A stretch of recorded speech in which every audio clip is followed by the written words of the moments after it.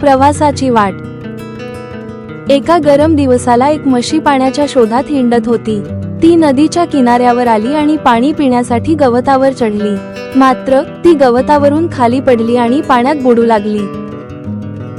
तेव्हा एक पोपट झाडावरून तिथे आला आणि म्हशीला वाचवण्यासाठी पाने खाली फेकले। म्हशीने पानावर चढण्याचा प्रयत्न केला आणि ते पाण्यातून बाहेर पडले। म्हशी पाण्यातून बाहेर पडल्यानंतर ती शेकडो पावले चालली आणि शेवटी ती सुरक्षित झाली।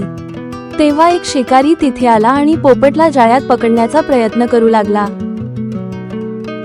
म्हशीने शिकारीचा पाय चावला आणि त्याला वाचवले।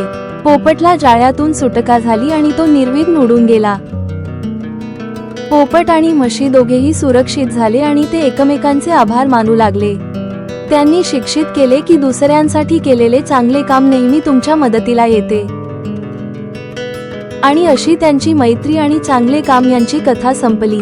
दोन्ही मित्रांनी एकमेकांचे आभार मानले आणि त्यांनी नेहमी दुसऱ्यांची मदत करावी असे ठरवले।